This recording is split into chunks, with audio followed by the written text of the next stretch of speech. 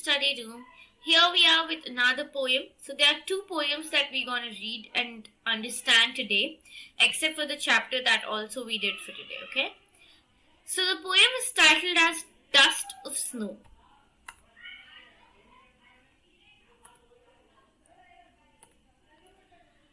Dust of snow, the way a crow shook down on me, the dust of snow from a hemlock tree, has given my heart a change of mood and saved some part of a day I had rued.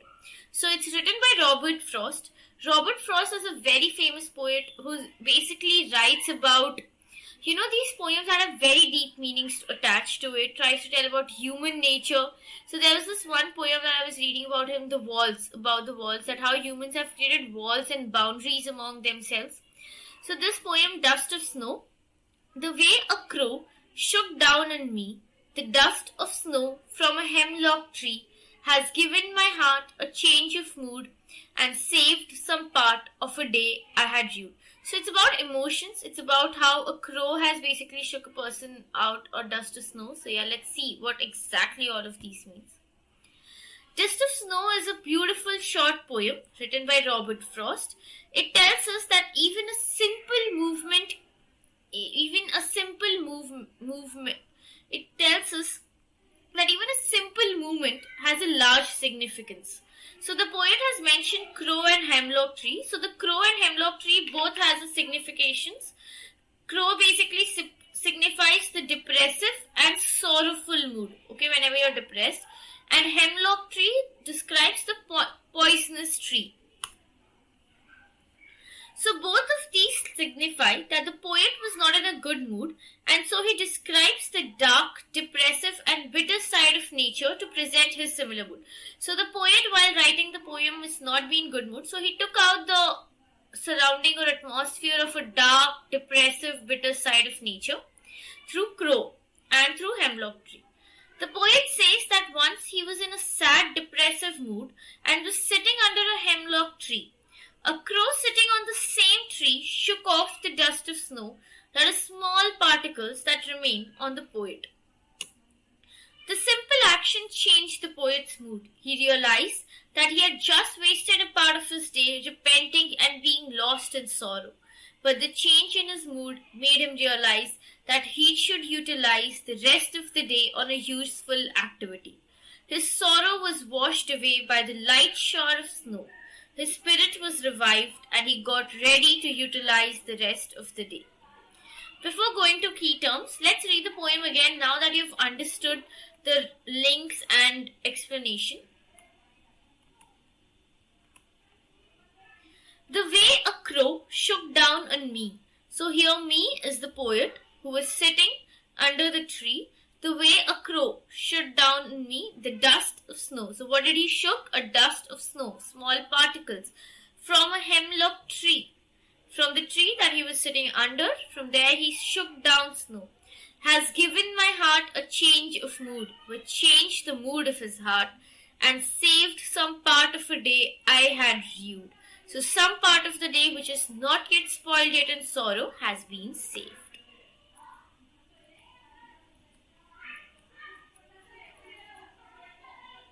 Key terms, words rued, that means held in regret.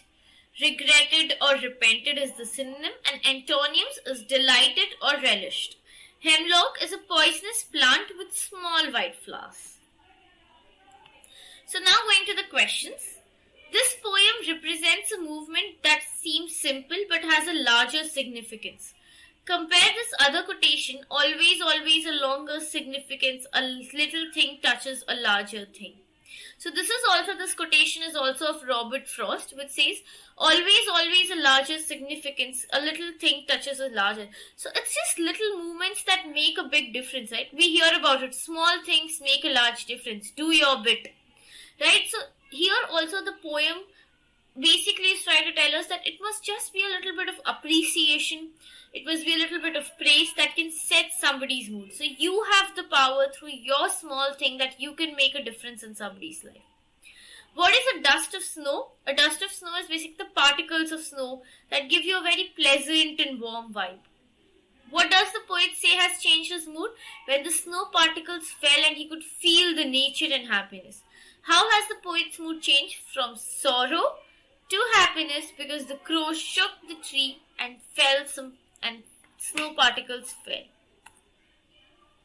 How does frost represent nature in this poem? The following questions may help you to think of an answer.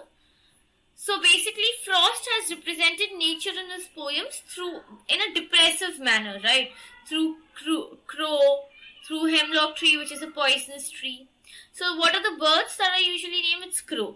Do you think crow is often mentioned? No, we often hear nightingales, sparrows, beautiful singing, melodious voice, but crow is not used because they consider it to be evil, they consider it to be depressing.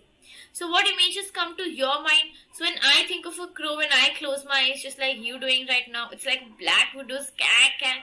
I just can't bear it. So it's disturbing. Again, what is a hemlock tree? It is a poisonous tree. Why doesn't the poet write about a more beautiful tree such as maple, oak or pine? Because he wants to create a depressive mood. He wants to tell about his sorrows. What do crow and hemlock represent? Joy or sorrow? They represent sorrow. What does the dust of snow that shake stand for? It stands for happiness. It stands for joy. Have there been times when you felt depressed or hopeless? Have you experienced a similar moment that changed your mood?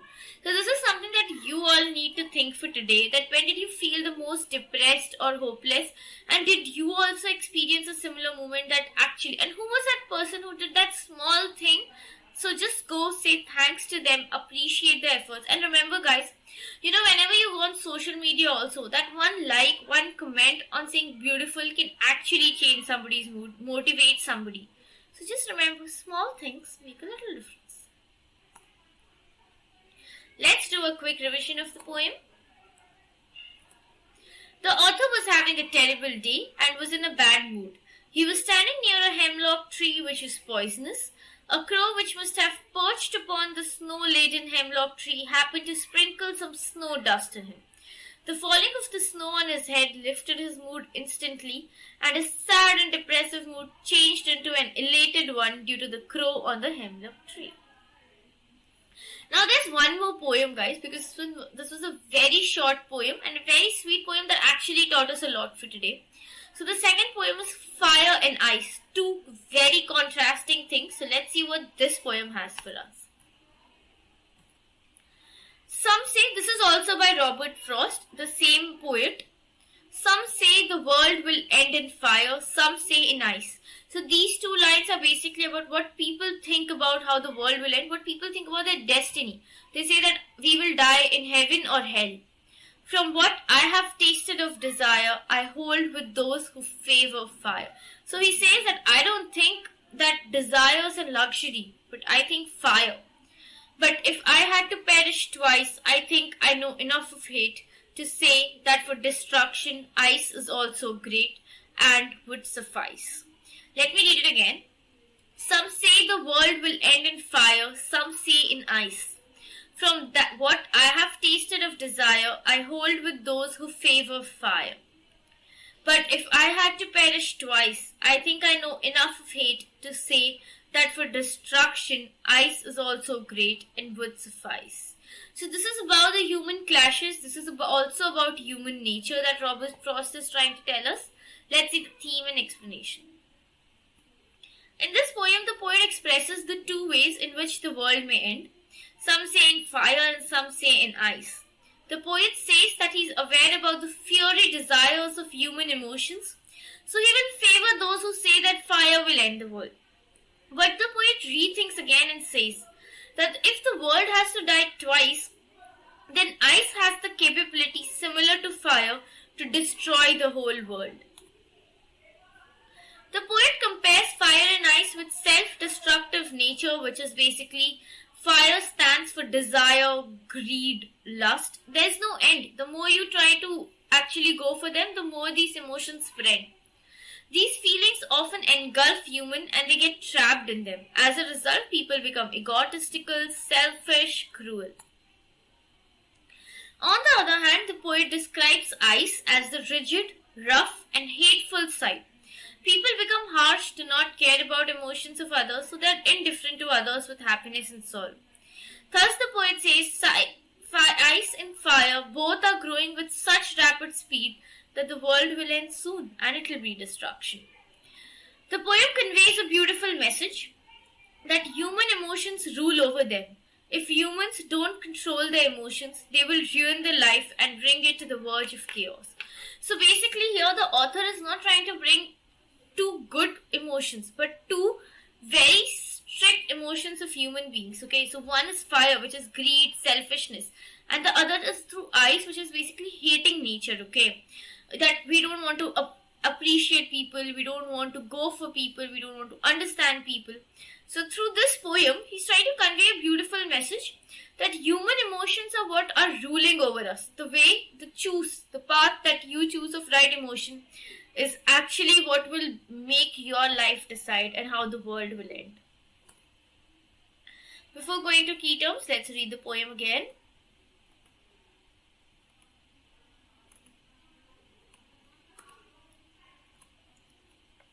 Some say the world will end in fire. Fire is greed, lust, desires.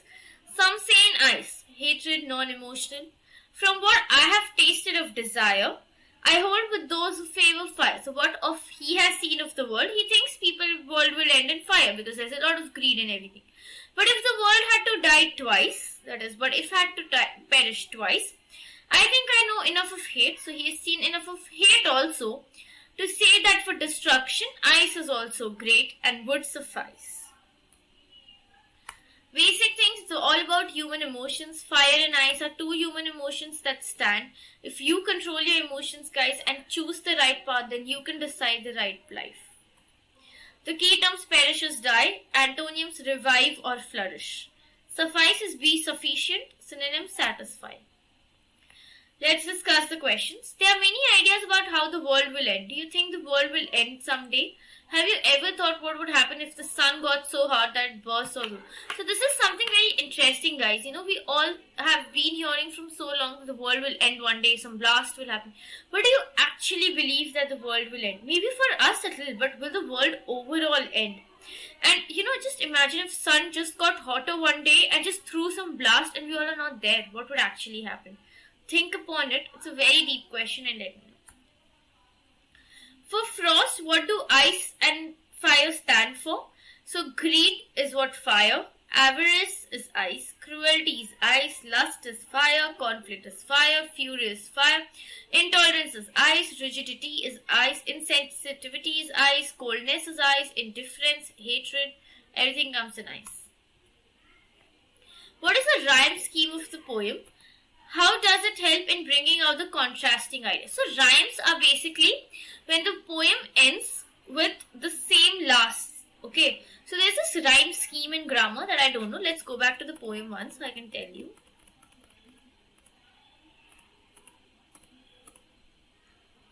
So you see, some say the word, just see the last words, okay? They should be rhyming. Fire, ice, so they are not rhyming. So it's A, B. Let's call first line as A, second as B. But desire, fire, these are matching. So A, B are two different, but these two rhyme. So this is A, B and this is again A, A. Because they are matching. So C, C you can say. Twice and hate is again what? Not matching. Not rhyming to each other. So it will be again A, B. To save for destruction, ice is also great and would suffice. So ice and suffice. So this is again, so it's A, B, C, C. That's the rhyme scheme. You have the last two lines in rhyming with the first two lines in non-rhyming pattern. So rhyme scheme is very important because when a poet or this thing, it connects, okay? And it helps in bringing out the contrast in like fire, ice, suffice. You get interested, you get involved. There's some magic in those. Even when you're trying to write a poem, you may have noticed that you try to match and rhyme the last words. Let's do a quick revision before we wrap up. Robert Frost's poem Fire and Ice expresses the profound idea of two groups who have their own possible explanation about the world would end in either of the two ways, by fire or by ice. Both the components are compared with self-destructing human emotions, desire and hatred. Both fire as well are just a competent in bringing the world to a faithful end. The poet personally believes that fury desires are capable of bringing human beings on the verge of destruction. He thinks that if the world were to end twice, then icy hatred would also be capable. So this is it from the two poems of Robert Frost. We read about the two poems that talk about human emotions, that taught us two major things. First poem taught us that simple things can make a larger difference. Second poem taught us that how human emotions are something that is in our hands and we should control them for a happy life. That's it for today, guys. See you in the next chapter, next session.